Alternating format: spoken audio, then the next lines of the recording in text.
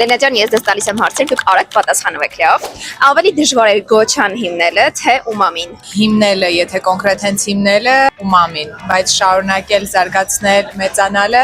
գոչան։ Գոչայի մեկ կետ բացելու համար միջինում որքան գումար է հարկավոր։ Մինիմալ 40-ից 50 հազար ԱՄՆ դոլար։ Որն է եղել ամենաանսպասելի չելենջը գոչայի առաջին տարում։ Թիմային աշխատանքը։ Մենյու ստեղծելիս ինչ եք ավելի շատ հաշվի առել համադրումը, թրենդը, թե ձեր սեփական ճաշակը։ Սկզբնականը հենց առաջնային է իմ սեփական ճաշակը ու դրանից ելնելով սկզբում ունեցել եմ մեծ խնդիր, որովհետև իմ կարծիքով Taro Milk-tea-ն այդքան չէր սիրվելու, ելնելով իմ սեփական ճաշակից, բայց բացումից մոտավորապես 2 շաբաթ անց ուղղակի պայստում վերջացավ։ Taro-ն, որովհետև շատ սիրվեց ու առ այսօր Գոչայի բոլոր հաճախորդները գիտեն, որ Taro-ն մեր լավագույն վաճառվող ապրանքատեսակներից է։ Եթե միայն մեկ համ կարողանայիք թողնել գոչայի մենյուում, որը դա կլիներ։ Չէ։